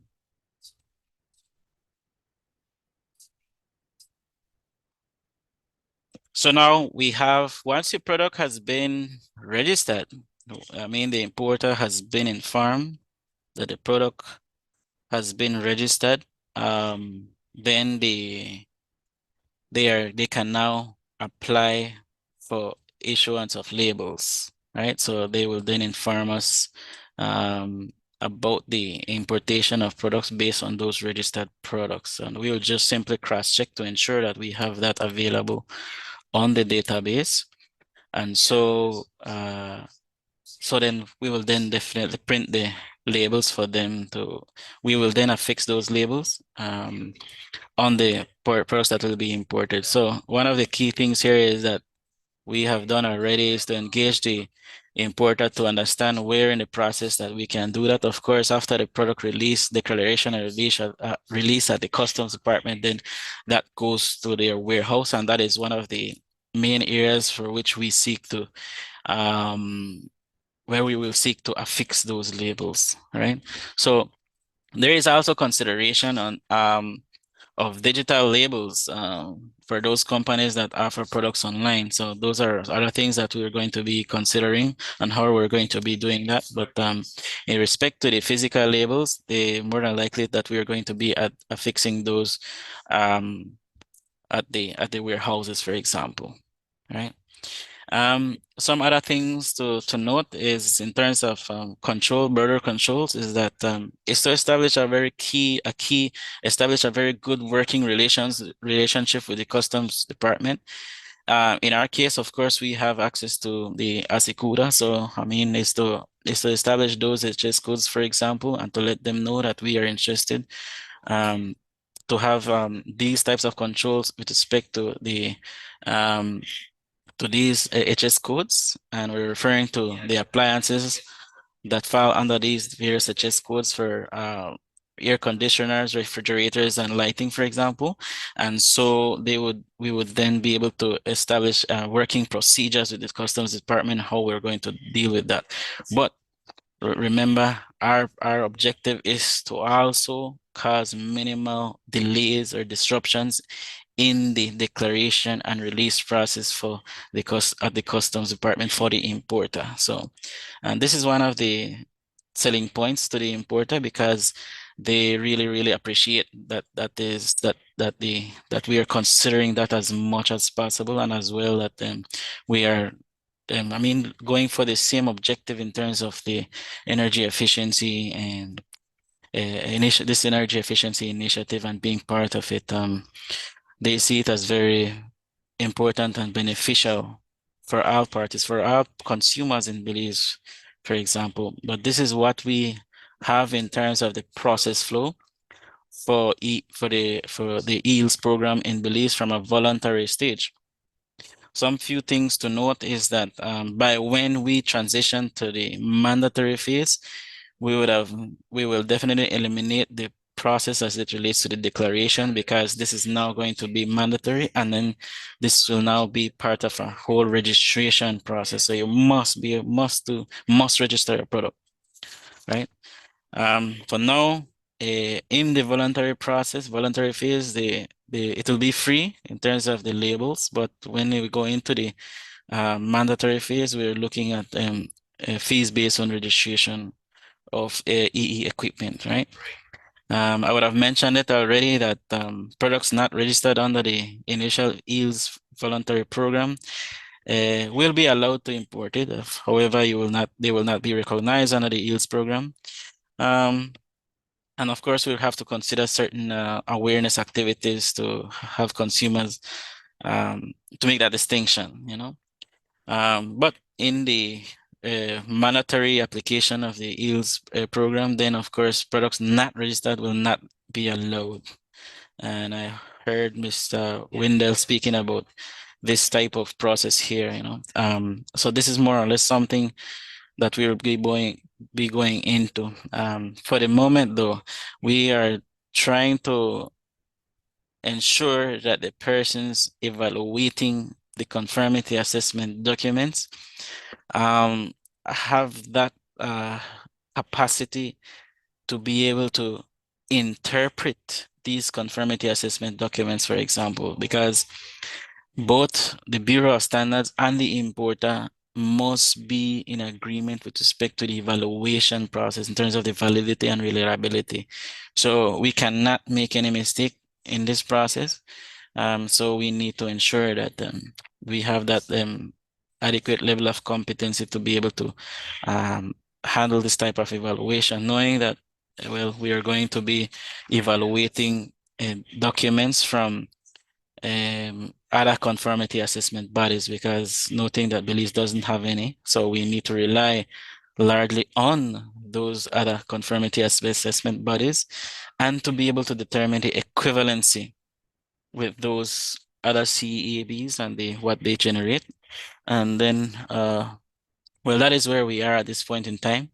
And so we are trying our best to keep the importer in the loop at every stage to let them know that that the EELS program is going to be initiated shortly. They have provided information already, so we are going to be engaged in the process of evaluating these conformity assessment documents, and then go into the registration process, and then the issuance of label process, sub-process. Right, so that is where we are. But one of the hurdles that or one of the setbacks that we've had is the delay, significant delay with respect to the importers providing the necessary conformity assessment documents. And well, the response was always that the supplier is seeking the information from the manufacturers and so forth. So, and I understand that it was a region-wide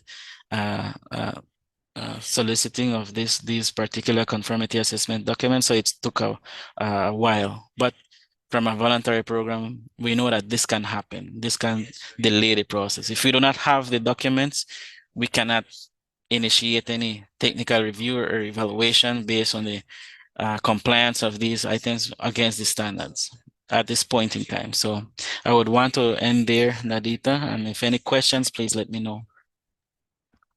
Thank you, Lloyd, for giving us the overview of the voluntary process that is being used in Belize. So I'd just like to highlight to the participants that there are some countries that are looking at the mandatory application of the energy efficiency labeling standards and the requisite conformity assessment schemes. So the first two being Jamaica and Trinidad and Tobago. while St. Lucia, Barbados, and yourself in Belize are looking at the voluntary application in preparation for a mandatory scheme at some future point. I'd like to go to the next presentation, and this will give an example of what is being done in Trinidad and Tobago and the considerations for light and lightened products and the market surveillance activities. So we have Mr. Glenwood Jones, who's an Inspector 3 Acton in Implementation Division presenting. He currently leads the Surveillance and Special Projects Unit that administers the market surveillance function at TTBS. The unit is also involved in spearheading the development of conformity assessment schemes for energy efficiency labeling and cooling and lighting products, pepper spray, and the development of a product registry for all items governed by national compulsory standards. Glenwood has been with TTBS for more than 20 years, and he's a holder of the NEBOSH National Diploma in Occupational Safety and Health, as well as an MSc in Environment, Health and Safety from the University of Sunderland. He's also a trained auditor. So Glenwood, I turn the session over to you to give the overview of what has taken place in Trinidad and Tobago. Right, morning everybody. Thanks Nadita for that introduction. In the interest of time, all protocols being observed. I'll just give an overview of what has happened in Trinidad and Tobago so far with respect to CFL and LED bulbs. We initiated our activity really when we really kick-started this with a national survey in 2021. The purpose of the survey was to make a determination of the products that are available in the country with respect to LED and CFL bulbs, the geographic, for Trinidad and Tobago, the geographic spread. We concentrated then especially on some of the rural communities to make a determination as to whether or not there was any penetration or any acceptance of energy efficiency lighting in these communities. So we had a good idea of what's happening throughout Trinidad and Tobago, our sister island. And that information was refreshed in January of 2023, this year. So there was a 2-year spread between the initial survey and what was updated in January of 2023. During that period, well, as you know, and as you would have heard this morning, the energy efficiency bulb testing facility in Trinidad and Tobago is at the Trinidad and Tobago Bureau of Standards. Now, Laboratory Services Division is up and running. So we use that opportunity subsequent to the initial survey to provide samples for testing. And we were able to provide up to about 24 samples for testing in the labs. Most of the products based on the labeling requirements of the standard were non-conforming. Because in Trinidad and Tobago, what we have also done is that we have established a compulsory standard for these lighting products. This standard is TTS 11 of 2021. So that's a compulsory standard for lighting products. Subsequent to the establishment of the standard, subsequent to all the survey work, what we've begun to do vis-a-vis border control is to tighten up our conformity assessment scheme with respect to these products. In Trinidad and Tobago, we have a single electronic window through which, simply put, all entries into the country have to come, right? So that because of the fact that all of the products coming into the country pass through this single electronic window, we are able to see or to eyeball all imports of these products, CFL and LED bulbs. And this will extend to, as well with respect to other products governed by the scheme, the cooling products that are governed by the scheme. With respect to the compulsory standards relative to those cooling products, if there are any questions on that, we have somebody here who will answer those questions. So use it through the single electronic window, you're able to see all of the imports coming into the country for products that are governed by compulsory standards, including the CFL and LED bulbs. So with respect to border control, that single electronic window gives us an opportunity, as I said before, to look at everything that's coming in with respect to these products. What we have been able to do, based on what has been happening with respect to the imports, we use the data that we got from the single electronic window as a basis for the service that we did. And we use the data from the single electronic window in terms of the quantifying the size of imports to generate the sample of 24 bulbs that we tested. So from our estimation, based on the data we have, those 24 products would represent anywhere between 75 and 80% of what is available locally. So, and also based on the survey and the updates that we've done, we have a good idea of what products are available and where they are in terms of conformity. So with respect to border control, that is just how we would be dealing with it in Trinidad and Tobago. Those things would have gone down into our national procedures manual as well. So they'll be established in terms of the protocol for Trinidad and Tobago. With respect to market surveillance activities. Now, again, the market surveillance activities, we're dealing with this in a number of ways. The advantage of having the single electronic window and the data that is generated through the single electronic window is that we can identify products that are new, importers that are new, products that we're not familiar with, either because they haven't been tested or they haven't been captured in the survey. Also in the survey, we would know who the importers are, where they are located and so on. So if we see importers or new people coming up onto the, if we see new people coming up onto the, in the single electronic window in terms of importers we don't know, we haven't interacted with before, it gives us an opportunity to visit, do inspections, and make a determination as to whether or not the products that they're importing conform with the requirements of the compulsory standard for CFLs and LEDs. So the market surveillance takes place from that perspective, a tabletop perspective, if you want to say so. But that leads us or guides us in terms of our approach, which we have, which we say is a risk-based approach. It guides us in terms of what we look at out on the field. Apart from that, we also do physical surveillance, boots on the ground, inspectors in retail spaces, looking at products that are available, right? And on account of that, we are also involved at the TTBS and specifically in the Surveillance and Special Projects Unit with what has been described as an all-of-government approach to law enforcement. So in Trinidad and Tobago, spearheaded by Trinidad and Tobago Police Service, we have a multi-agency task force. The multi-agency task force includes Trinidad and Tobago Bureau of Standards.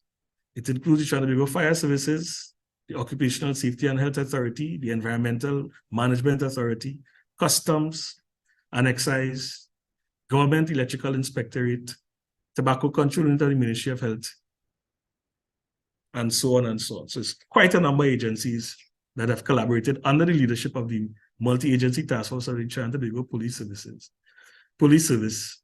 And in this activity, as part of this activity, usually all of the agencies, based on intelligence provided by the police, intelligence that we get from the public, would go to retail spaces and look at various products governed by the various agencies to see if there are any products that are non-conforming. So within the last week alone,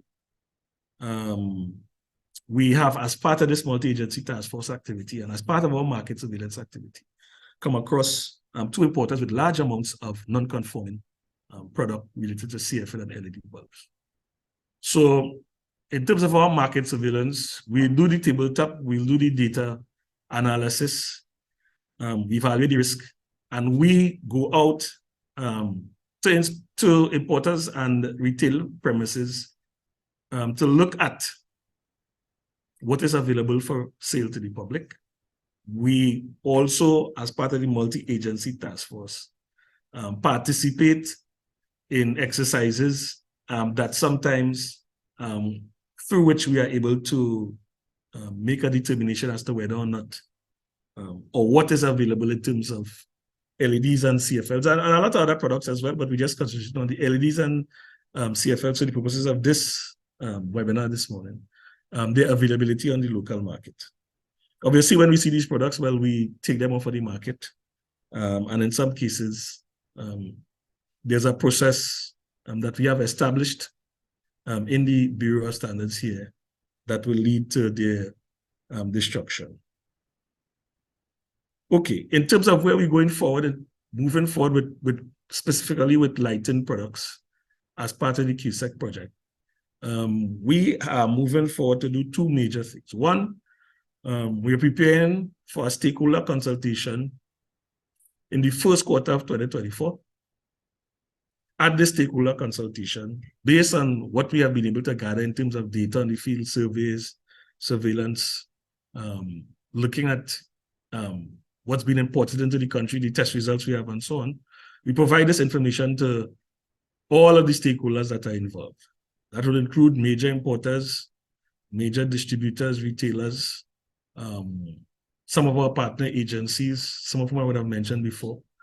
And in this stakeholder consultation phase, we'll roll out the elements of what we in the business call a conformity assessment scheme relative to the product. So the initial phase of the standard being developed and rolled out, testing or evaluating the testing capacity, right? We have a determination now as to, well, how long it will take for us to get results back once we deliver a sample and that kind of thing. That kind of information is available to us now. So we'll proceed with a stakeholders consultation where we will bring all this information to all of the interested parties. Once we have done that, usually the process is that we offer a moratorium period. And this moratorium period is agreed to in discussion with the stakeholders. And of course, in this business, one of the major stakeholders obviously would be, for us, our up ministry, the Ministry of Trade and Industry, because these things become a matter of policy, obviously, facilitation of trade and the like. And so that we have to go through this process and we'll agree on with the stakeholders a reasonable period or a reasonable moratorium to ensure that non-conforming products get out of the market, and then we start to actively enforce throughout the country, Trinidad and Tobago,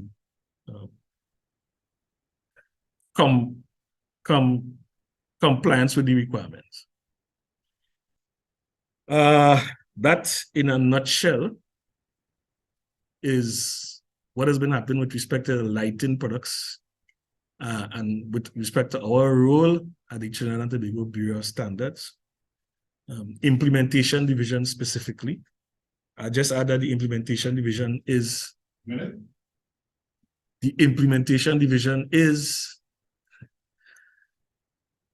an accredited inspection body. Okay? Thanks very much, everybody. If there are any questions, obviously, I'll be able to answer them afterwards. Thank you, Clement, for giving us that overview of the enforcement activities being done by the TTBS, and in particular highlighting the importance of data for decision making. And we look forward to the next steps in terms of the stakeholder consultations. I would now like to introduce Ms. Kimberly Badlew to assist with some of the questions from the chat. And Ms. Badlew is a standards officer in the standardization division at TTBS for over 10 years. Her primary responsibility includes the development of standards such as the electrical wiring code and lighting products, energy efficiency, etc. She graduated from the University of the West Indies in electrical and computer engineering with honors, and she worked as an electrical engineering consultant at Leong and Partners. Currently, she is the technical secretary directly responsible for the electrical wiring code, as well as some work that we're doing on the energy efficiency labeling for air conditioners and refrigerators. So I will start off, Kimberly, with one of the questions that came in from the chat, and it came in from Joey Timal, and it speaks to, one who pays for the cost of testing and also the mandatory requirements. So let me just get the direct question. So the question that came from Timal is this testing mandatory for all, or can a seller bring in white goods and then sell? So if you could speak directly to Trinidad and Tobago and TTBS's activities. Sure, thanks, Nandita. Thank you for the question. Good morning to everyone. So is the testing mandatory to all? Welcome. Currently, we have compulsory standards for the safety of some electrical appliances, namely vaporizers, water heaters, refrigerators, electric shavers, ranges, and the list goes on. For a complete list, you could check TTBS's database. I'll put the link at the end when I'm finished. So those items that I just called that we have as compulsory would refer to the compulsory safety standards, and you will need testing or some sort of certification for it. And for this, you'll liaise with our implementation division. You just heard from Glenwood, and you discuss what those items are and the way that you conform there. With respect to the energy labeling, however, currently, we have, as Glenwood just said, TTCS 11, which is a compulsory national standard for energy labeling of CFLs and LEDs. So these would also have the compulsory requirements and they would need to be tested. However, we only have voluntary standards for the refrigerators and the air conditioners right now. Those would be TTS CRS 57 and the CRS 59, respectively. We are currently working on the mandatory enforcement of these standards. We're making them into compulsory standards, and that committee work is ongoing. So it's expected to be completed within the next financial year. And then those would need to be added to the compulsory list. But for now, we have the safety aspects covered in our compulsory standards, but the energy efficiency aspect would need to be happening in due course. Okay, thanks, Kimberly. So before you go, there's a question that I wanted you to answer here, and it also came in from Timal. So are there any plans to get electricians on board to assist? So perhaps you can speak to our National Technical Committee for Electric Codes and how we engage with the electricians. Sure. So we have a standing committee, our National Technical Committee for Electrical Codes. It comprises the major stakeholders in the electrical fraternity, TNTech, the GEI, some high voltage testers. We have tertiary education represented. The chair of our committee is Dr. Professor Bahadur Singh, from the University of the West Indies, and we also have members from UTT. So we run all of our standards by this committee. And we also have a representation from the Trinidad and Tobago United Electricians Association, or Unified Electricians Association. I think they changed their name. So we have all of them on board, and they are aware of all of the plans for the standards that we currently have in our docket. So they would be aware of everything that we are doing in terms of the compulsory standards and what is necessary. And we also communicate to them through the GEI, to bulletins as well. So they are aware of what we are doing. However, I don't know how technical they want to get involved in the process itself. Okay, thanks, Kimberly. There's just maybe one more question that I want to take. And again, it came from Mr. Tibal, and I want to take it based on a specific country. So I'd like to start off with Jamaica. Dr. Richards, could you just recap who pays for the cost of testing based on the mandatory programs in Jamaica?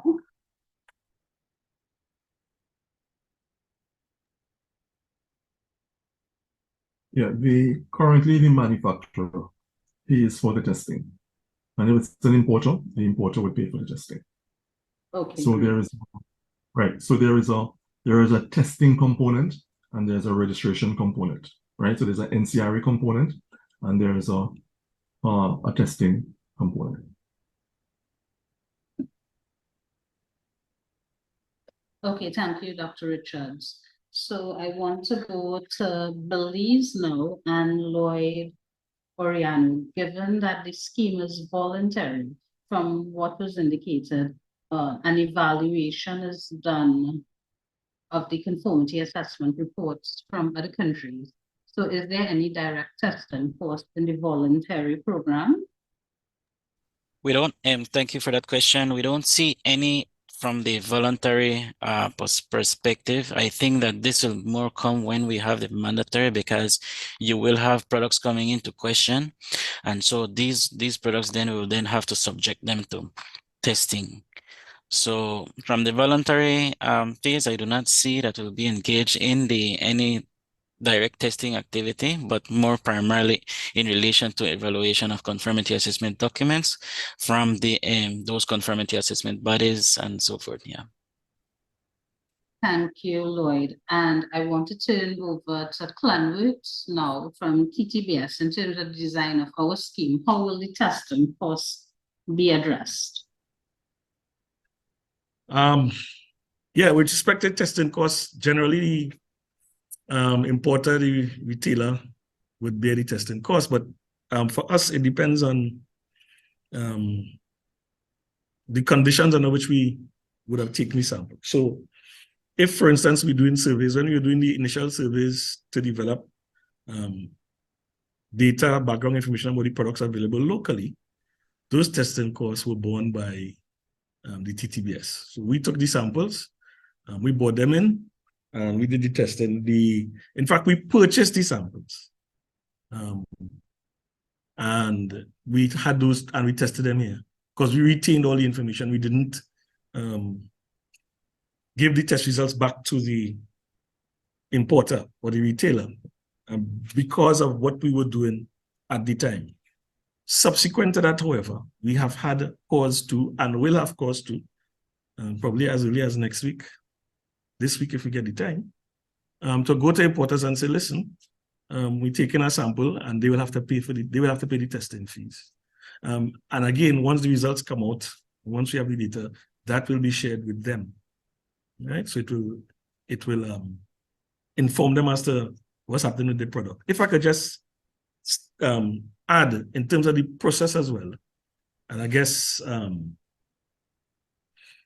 Renee Abbas or Dudnat Singh from the TTBS Laboratory Services Division could expand on it.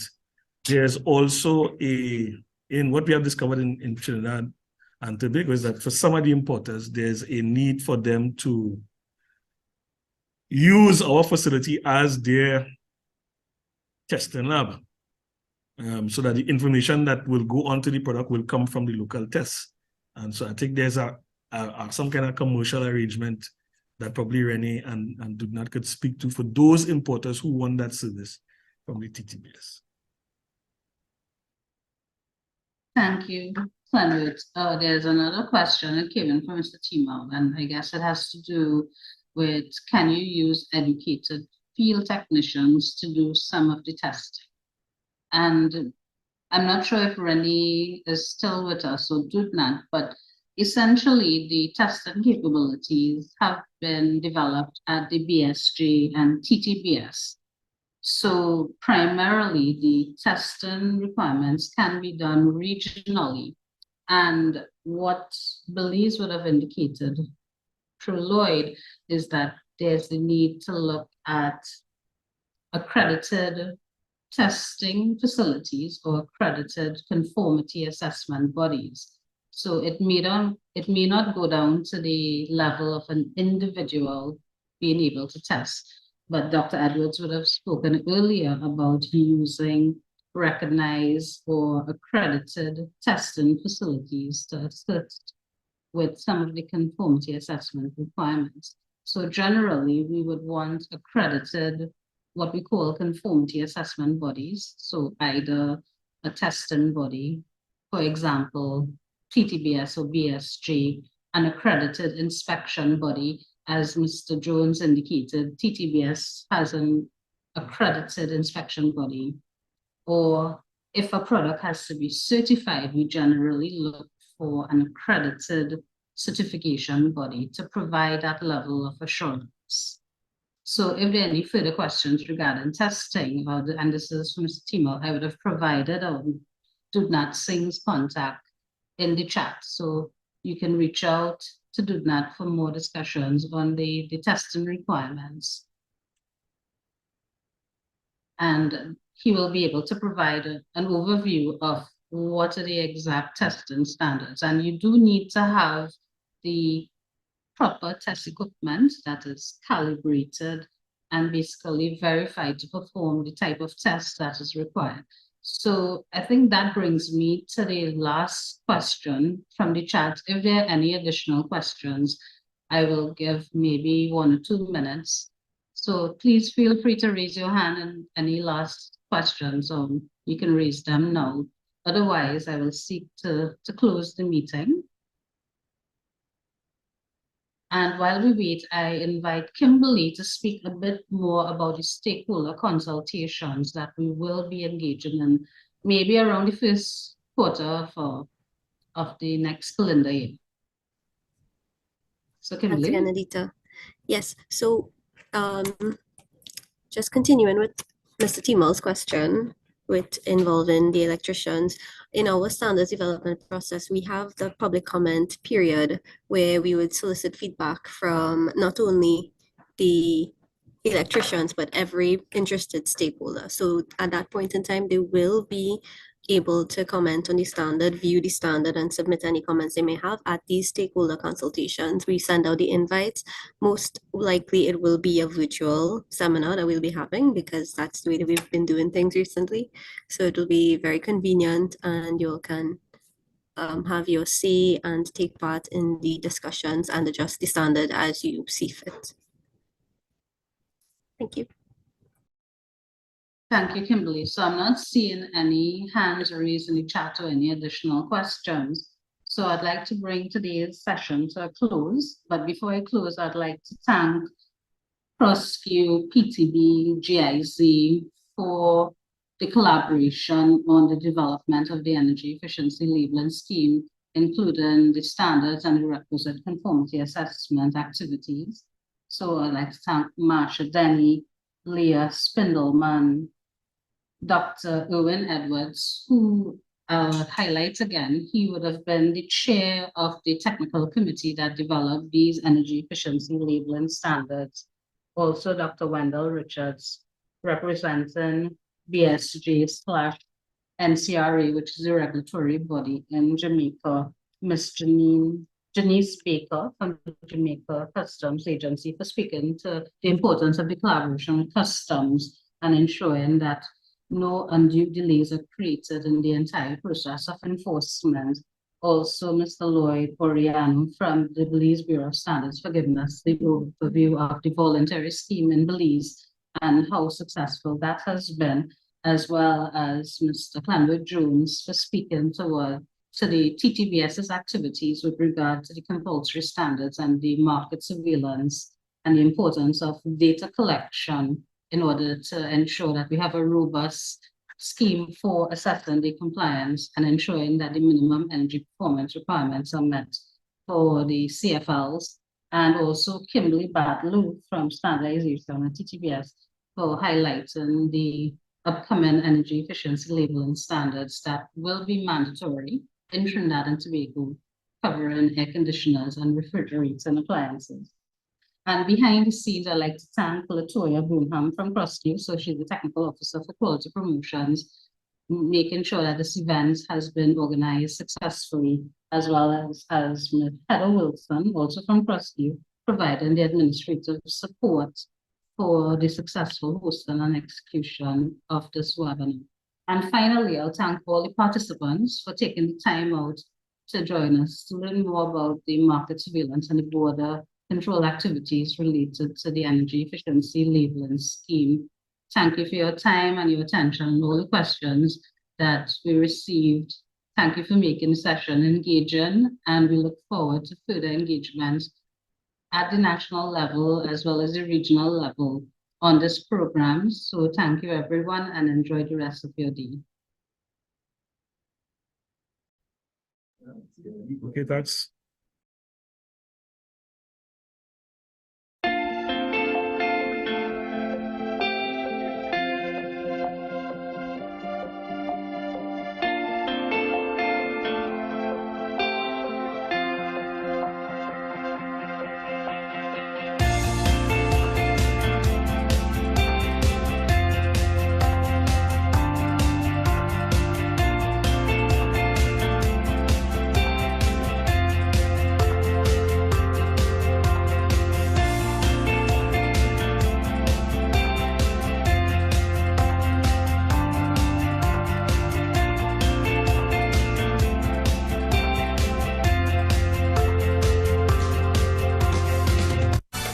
CROSQ has embarked on 2 energy efficiency projects to drive home the importance of standards and quality for the energy sector. These initiatives include the CARICOM Regional Energy Efficiency Building Code and the Regional Harmonized Energy Efficiency Labeling Program, better known as CEE. CROSQ, the network of national standard bodies in CARICOM, facilitates the regional sustainable energy agenda as it relates to testing, measurement, and inspection procedures to aid in strengthening the energy sector.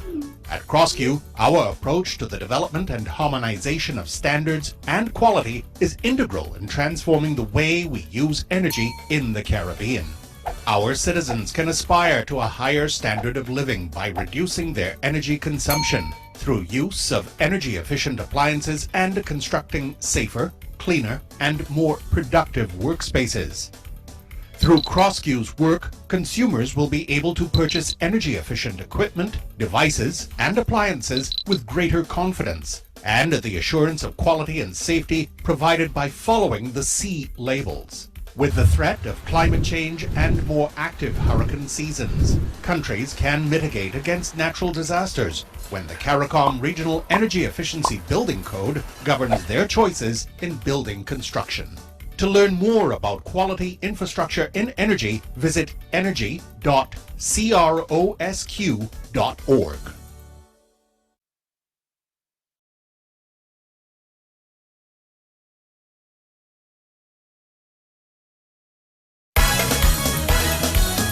See labels, read the labels carefully. You will see they are the key to energy efficiency. You must read the labels when you're shopping for a fridge. These labels you cannot miss on LED bulbs and CFLs. You'll find them on ACs as well. The new CARICOM Energy Efficiency labels will help you make better decisions on electrical items you purchase. They show you how much energy is used by each product so that you can save money and electricity in your homes and businesses. Look out for the labels on refrigerators, AC units, and light bulbs. To learn more about these new labels, visit energy.crosq.org.